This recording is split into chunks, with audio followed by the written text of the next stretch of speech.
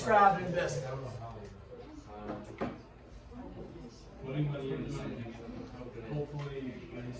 You got money, you're doing something with it, hoping it'll grow, hoping it'll make more. So you take your money,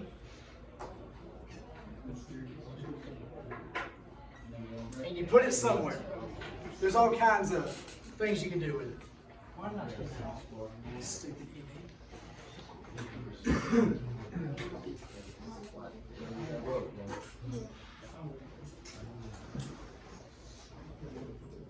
So you put it somewhere into something. Is there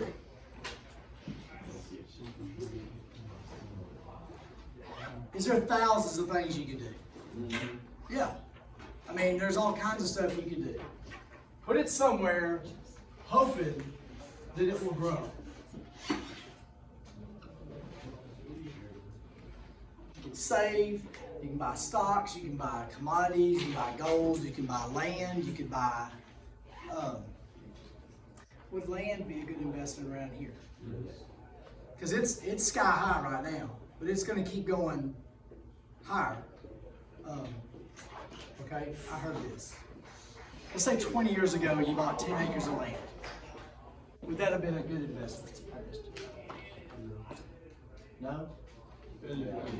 10 years ago you bought land. Yeah, because it's about probably 4 times what it's worth today.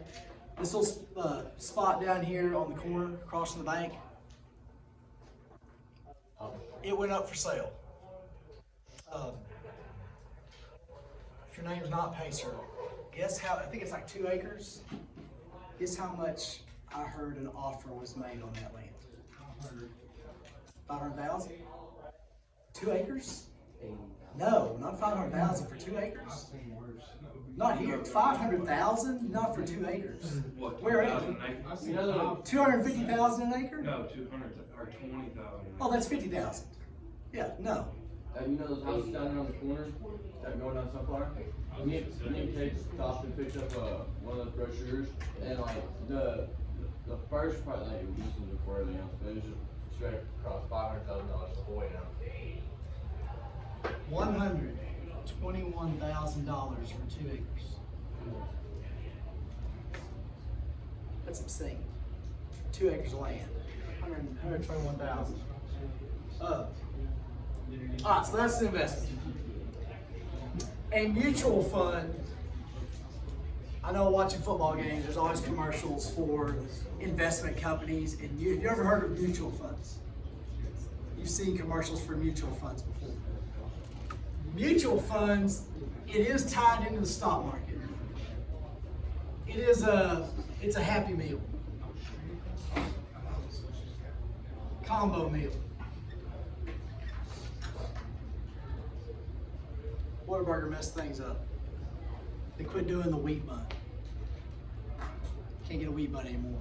Number 2 on wheat bun, no pickles. That's pretty easy. Mutual funds are a combo meal. They take, you go to this, say you go to Edward Jones or some other investment company, financial company. You can buy a mutual fund, which is a combination of stocks. Maybe it has 7 stocks in it. And you might put a chunk of money into it, you might buy into it every month, and it grows. The beauty of the mutual fund is you don't mess with it. Okay, I don't know anything about stocks. I don't have time to mess with all that. These people that do this, they do this for a living. So they kind of understand it. They do get a fee.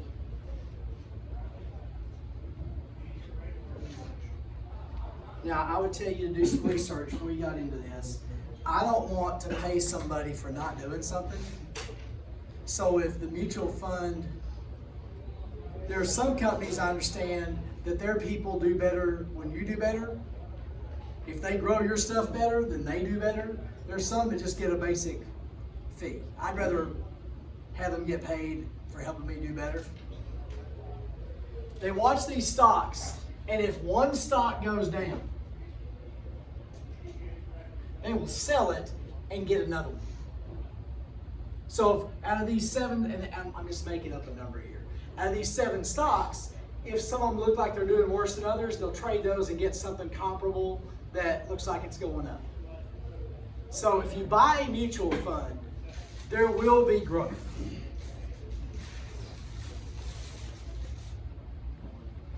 There will not be growth, but there's going to be growth. Does that make sense? And there's all types of mutual funds out there. There is high-risk mutual funds. And there is low-risk mutual funds. I can't write, I'm sorry.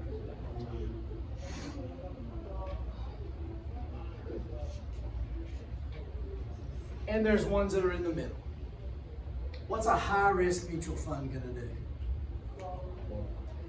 If it hits, it's going to hit big. But it also could drop. Now, I do say there's going to be growth. There's absolutely no guarantee in the stock market. If you buy into a low-risk stock or a mutual fund, there's probably some guaranteed growth. If you get into a high-risk mutual fund, there's probably no guarantees there. Does that part make sense? But that's a mutual fund.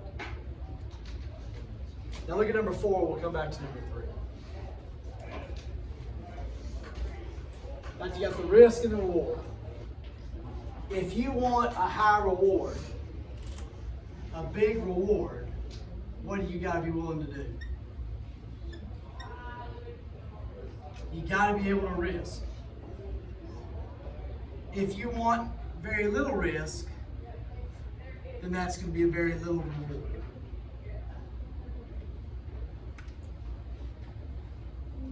But with most investments, there's no guarantees with it. We talked about those municipal bonds. That's kind of guaranteed, but there's no really big reward there. If you are 20 years old, when you're 70, or whatever number you want, let's say, I don't know, let's say 70. When you're 70, what do you want to do? You want to not have to work and you want to eat, right? We can all say that. Don't work, I want to be able to eat. How long do you want to be able to eat? However long. Okay, however long. You want to be able to live and comfortable and be okay. Is there any way of knowing how much you're going to need? No, we don't know. So you gotta always do this little example. You've done this in here before. Here's your building. You jump off a building, what do you want? You want enough padding. You don't want just barely enough to keep you alive. You want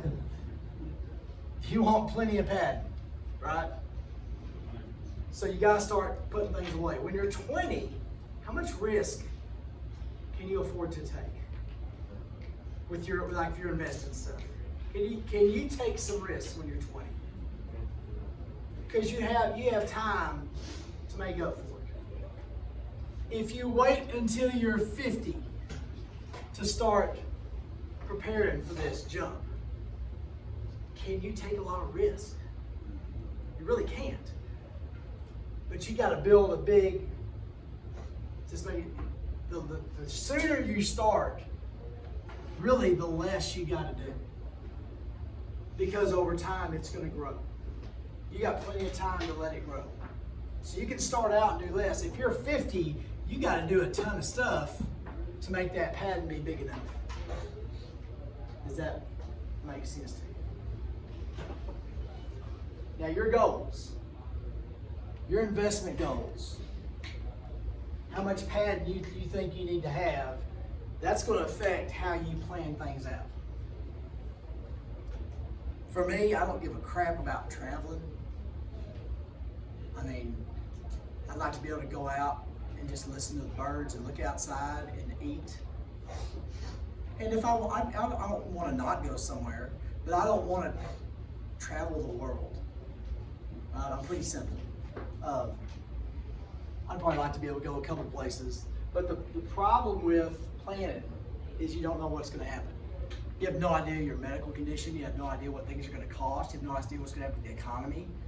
Are we gonna be speaking, Chinese or Iranian or nothing? Or my savings plan is Jesus is coming back pretty soon. Look at the world that's going on. So I have nothing. I got a retirement plan. I'm not worried about it. Jesus is gonna come back, I don't need it. But you do need to plan on something. Because it looked like Jesus was gonna come back for thousands of years. So but that's my plan. So when your goals are gonna affect your investments, because if you think you want to travel the world, you're gonna need a lot more padding. You know what I'm saying? Or if you want to buy a house in somewhere or do this or whatever. We'll sell that house someday and move to some little place and try to save some money.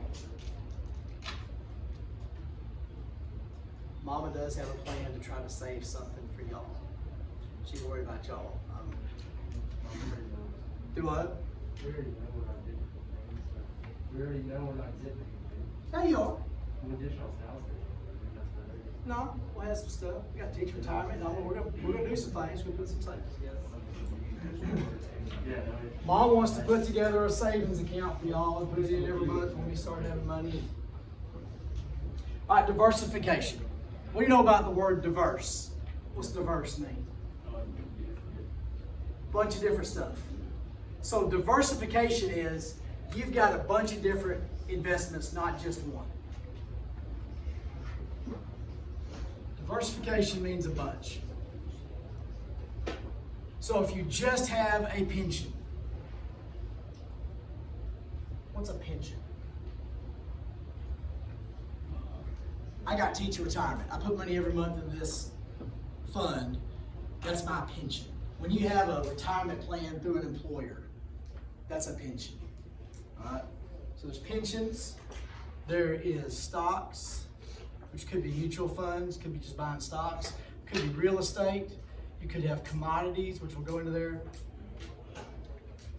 If you have a diverse investments, if one thing goes bad, you got other stuff to fall back on.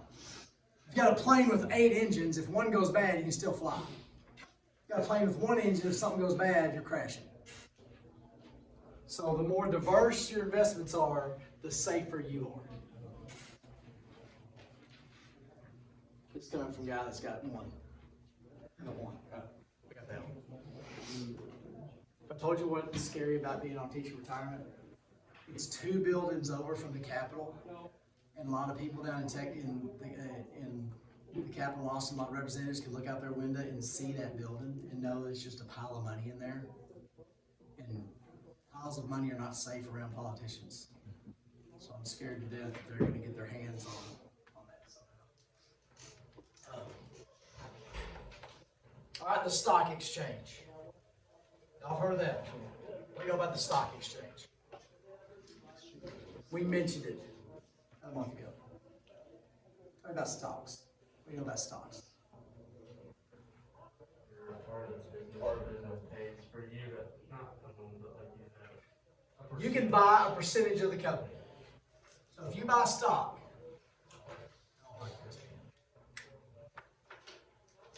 You are buying a percentage of the company.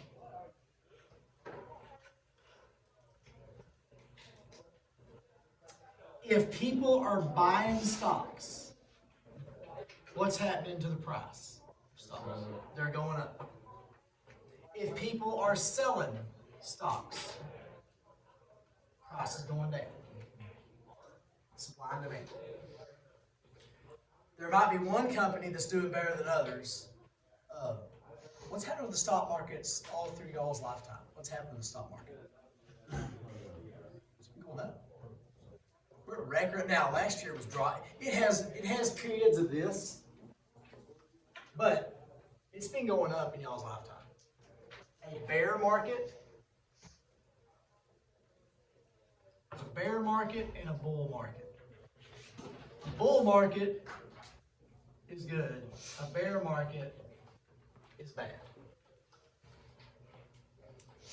I've researched this. If The reason a good market is called a bull market is because when a bull attacks you, what does he do? His head goes up. And this is stupid. When I read this, it's like, this is dumb. That's a bull market when stocks are going up. A bear market, if a bear is getting after you, what are they doing? They're swatting down at you. So if you hear we got a bull market, it means stock prices are going up. Is every stock price going up? No. But generally, stocks are going up. I've saw some things recently, some smart people, they're usually right about this, saying the bubble's fixing to burst. Whenever you hear the bubble's gonna burst, when y'all were little tiny kids, the economy collapsed because the foreclosures on houses, you remember hearing about that when you was little? People were buying houses that couldn't pay for them, and there's all these foreclosures and the economy tanked. The housing bubble burst. I've been hearing rumors that the stock market bubble is fixing to burst, that the stocks are rising too high, that they're not worth that much, and eventually people are going to start selling, and the stocks are going to drop. More good news for y'all. That's awesome. But the stock exchange, our stock exchange is in New York. I don't know a whole lot about it. They do have the bell. There's the Dow Jones average. I have that on there. Look down number 10. On the radio, whenever they do the news, they give the Dow Jones average, and everybody turns it. Or on the news on TV, you don't pay attention to that. But y'all have heard of the Dow Jones average in your life, right? Yes. Okay. Dow Jones, yeah. You've been around, you just don't realize it. Now you'll hear it all the time. Dow and Jones, Edward Jones. Most towns have that Edward Jones financial place. Edward Jones is the Jones of Dow Jones. They started the Wall Street Journal.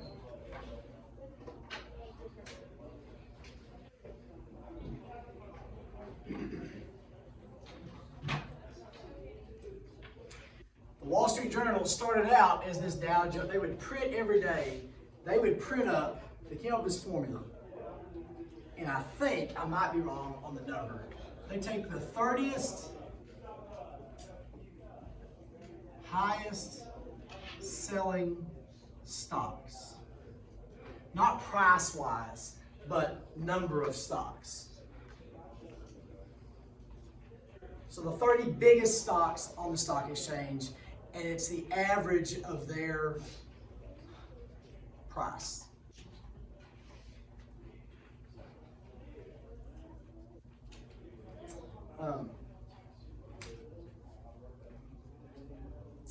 If I tell you that a guy is batting .330, what does that tell you? They're a good hitter. What if I tell you a pitcher has an ERA of 1.1? Is that a good pitcher? Yeah. If their ERA is 9.6, is that a good pitcher? No. Okay. Those kind of numbers tell you what kind of baseball player they are. The Dow Jones average tells you whether the stock market is going up or going down. It's a number you can look at real quick and say, now if the Dow Jones average is going up, does that mean your stocks are going up? But generally the stocks are going up. It's just a number to tell us it is an indicator of our economy. It's not a for sure thing. Just because a batter has a .330 average doesn't mean he's getting a hit this time, but they're a good hitter. If the Dow Jones average is going up, that means the stocks are generally strong, generally doing good. It's an indicator.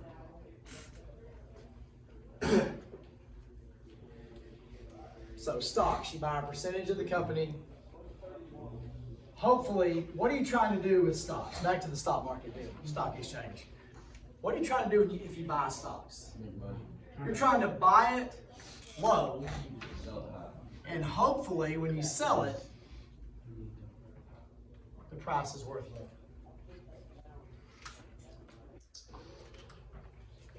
Last thing on the stock market deal.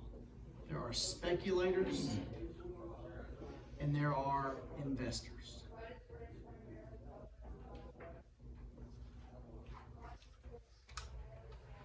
I don't know anything about the stock market. So I'm not gonna say anything about what you should do in the stock market. There are a lot of people who don't know anything about defenses that think they're experts in offense, and they voice that opinion a lot.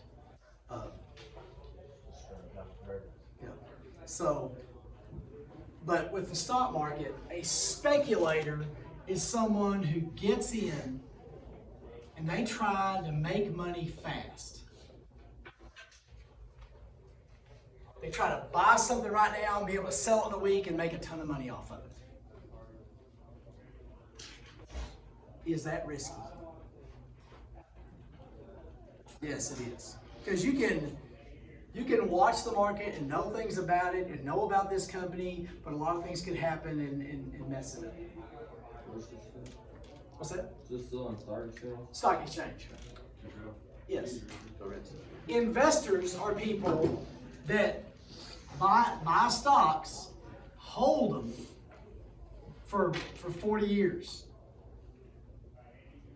So they try to make money over time, not overnight.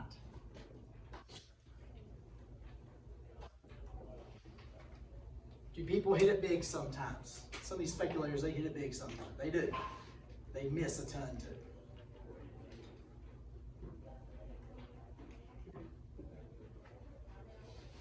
I hate giving money away. I hate buying something and getting nothing. I can't stand that. I don't buy lottery tickets because I can't stand giving money away. Some people like it. Some people like the gamble. I can't stand gambling. I don't understand the fun of going in somewhere with $200 and leaving with nothing. That doesn't seem fun to me at all. And there's a reason they have all those lights and buildings, and they're not losing money. You know, those little gambling play, they ain't losing money. They're making money. All right, capital gain. We know about capital gain. What's capital? Money. It's money. So what's a capital gain? Money. You made money. Capital gain is you put money into an investment,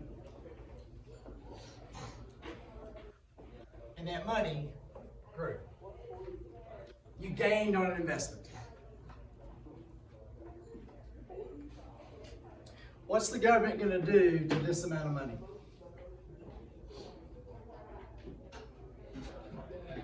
They're going to tax it. If you do something smart, they're going to tax that. A capital loss is what?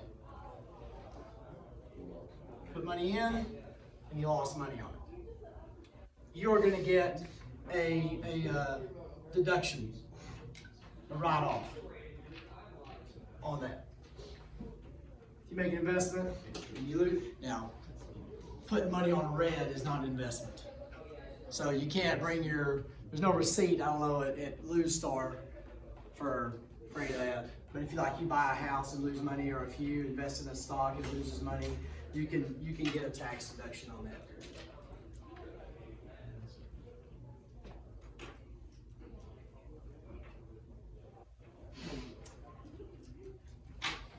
What's a stockbroker? They handle mutual funds. They handle stocks. Yes, they're a financial person. They buy and sell stocks.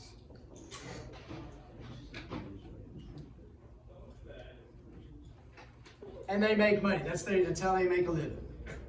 So they make a fee off of it. And if you ever do go into something, mutual fund or that kind of stuff, just do some research. There are some companies that do tie the people's salary into what you do, like how good you do. There are ones that just get money for, you can go on a computer or on the phone and buy stocks yourself.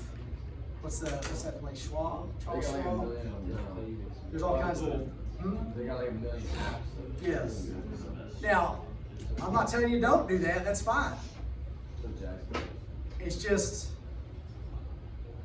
all right, if it's 3rd and 18, what play do you run? Trap, okay. Is a pass a dumb idea on 3rd and 18? depends on where you're at. What are most people gonna do when they, on third, what would y'all think to do on 3rd and 18? We gotta pass the ball. No matter what, trap is a great play. 1st and 10, 4th and 2, 4th and 18, whatever, trap is a good play. I know that from experience. All right? If you're buying and selling stocks and you don't know about it, it's not your living, you might freak out and buy stuff you don't need to buy and sell when you don't need to sell.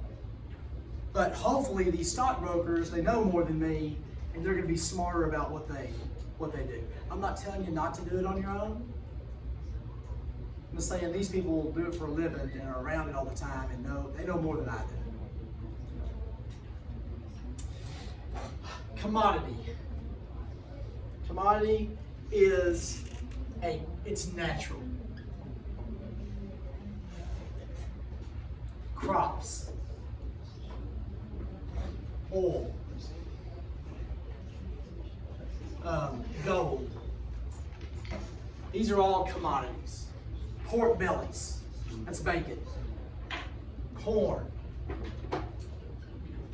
Pork. Soybeans. People invest in this too. Now this is where I don't ask any questions on this one because I don't understand this. I kind of do, but I don't understand. All this stuff, there's the commodity market or the futures market. And what people do here is they will invest in the corn crop 6 months from now. And they will say, I'm going to buy corn at, and I'm just making a number up here, $8 a barrel, $8 a bushel.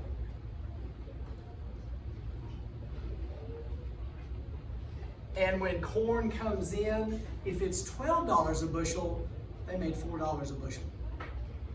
Because they paid 8 for it, they're getting 12 for it. What if it comes in at 6? They lost 2 a bushel. The people that do this, generally they do really kind of know what's going on, and they can affect the market too.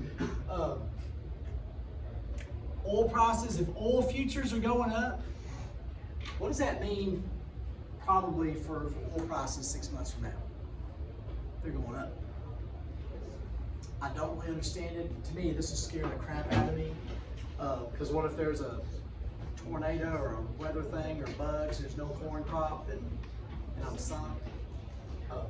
But the commodity market or the futures market, you're buying products in the future and you're gambling on the price.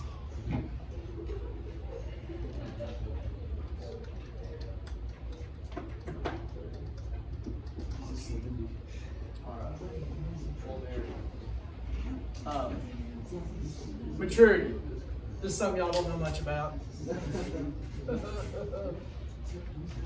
If you make, all right, let's say savings bond. Does anybody here have a savings bond? Okay.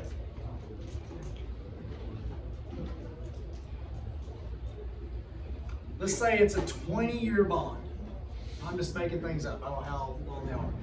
If it's bought on May 1st of 2001, has that thing reached maturity today? No, yes. Yes, because on May 1st, 2021, it's done growing. Maturity is when an investment that has a time period on it has reached its end. If you buy a 5-year CD, there's a date where that CD has reached maturity. So when an investment reaches maturity, you get your full return on it. You get all the interest.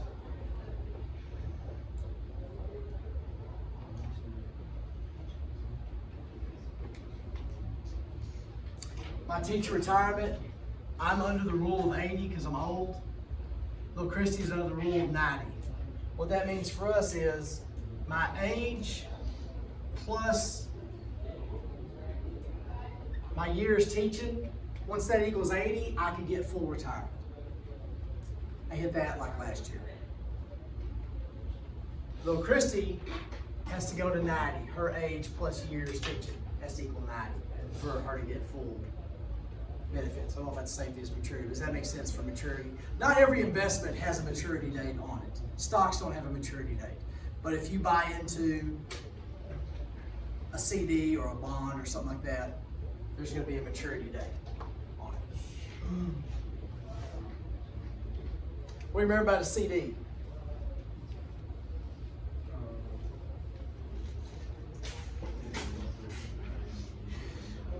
Certificate of deposit. You got a chunk of money, say $500, $1,000. What's a CD? What could you do with that $500, $1,000? You could buy a 3-year CD, a 5-year CD. Let's say 3 years. Let's say this is a 5-year. What are you telling the bank? I'm not going to touch it for this long, and you get extra interest. So those interest? Yes. Now, you could take it out early, but you took it out before the maturity date. What does that mean? You don't get the interest. Okay. Are those a good deal right now? It's not bad, but you're not making a lot of money because interest rates are low. In the next few years, interest rates are going to go up. That's bad for buying a house, it's bad for buying a car, but for y'all saving stuff, it's going to be really good. Because that's going to go. Right now, it's dirt cheap because interest rates are dirt cheap. So certificate, CDs make sense. Okay. Last one here, 401k. Y'all heard of that before? You know what it is? Okay. 401k, if you go to work for a company and they offer a 401k, what that means is it's a savings plan for you. They will allow you, let's say this company allows a 401k up to $15,000 a year. What that means is, let's say it's a $15,000 a year 401k. They can't tax you on it either. That's what we'll get to it. We'll get to that later. If whatever you put in,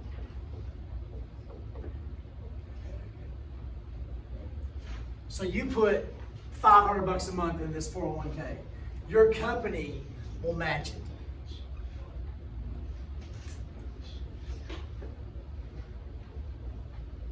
So instead of putting $500 in a month, what are you getting in that account?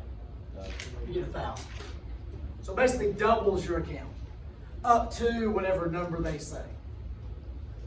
So they'll tell you you can put up to $15,000 back, $12,000 back. We'll match that.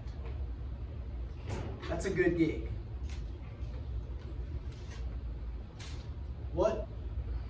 How many of y'all's parents work at a company? How many of them work at the same company? Have always worked at the same company? All right. Is that rare today? People bounce around. The only problem with 401k is if you leave the company, you're not going to get to take that with you. Does that make sense? So like if you work there for 5 years and then match all of it, you don't get to take it if you leave? You get to take your, okay, here's what I'm talking out of my butt, okay? You would for sure get to take your amount. You wouldn't get to take the company's amount. Now, what's the questionable part here? What happened throughout that time? What did that money do? It grew, it got interest. So the question is,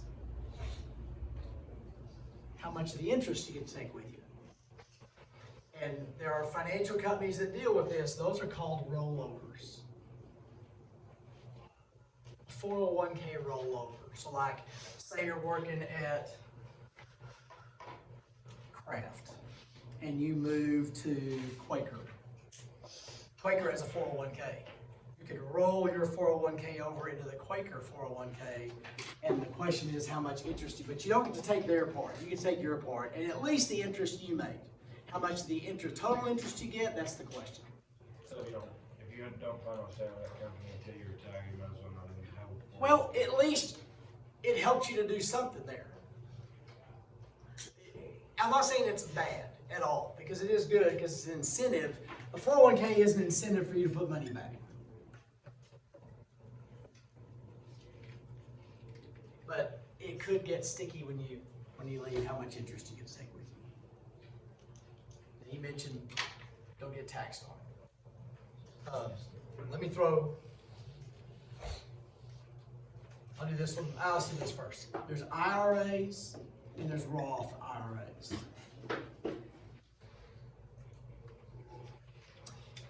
This is called an individual retirement account. It's different than a 401k. This is just you putting money back. You can go to banks, Edward Jones, Merrill Lynch, any of these investment companies, and start an IRA or a Roth IRA. An IRA, you take money out of your check. Here's your check. They take money out and put it in the IRA, then you get taxed. So the money goes out before you're taxed. It's pre-tax.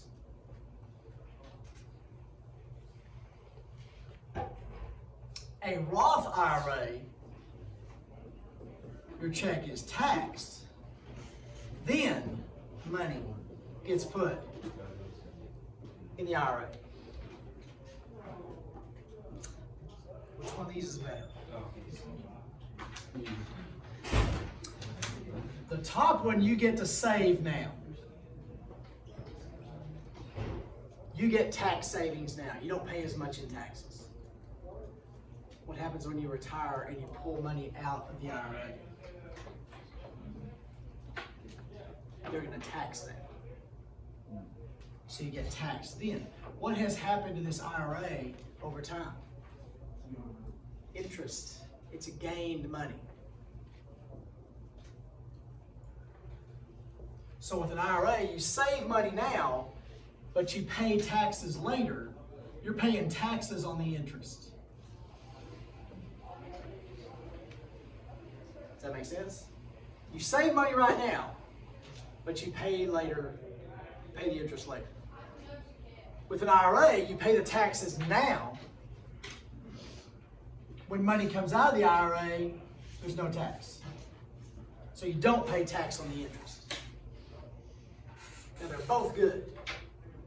If I start an IRA, this is how great of a guy I am.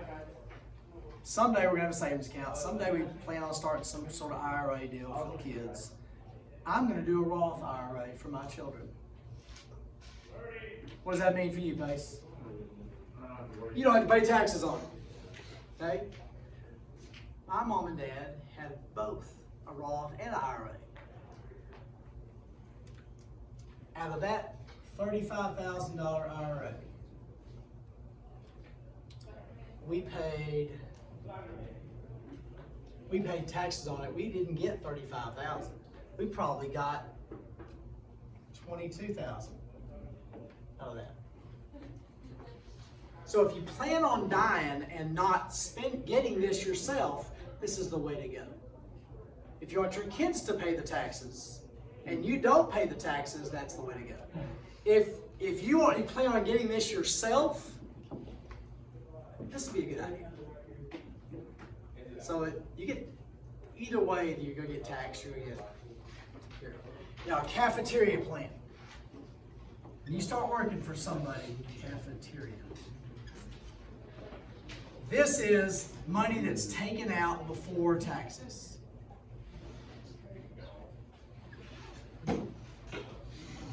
So there's a person here, there's a company here that every August you can go in and sit down with them and plan out stuff you want taken out of your taxes, and they'll put in cafeteria plans. When you hear that cafeteria plan, you know it's money taken out of your check before taxes. You save tax money. You're not taxed on this. And they take that stuff out. It might be life insurance, it might be investments, it might be health care, whatever. and then you're taxed on it. So there you go. So IRA is good, Roth IRA is good, it just depends on the tax part of it. Cafeteria plan is pre-tax.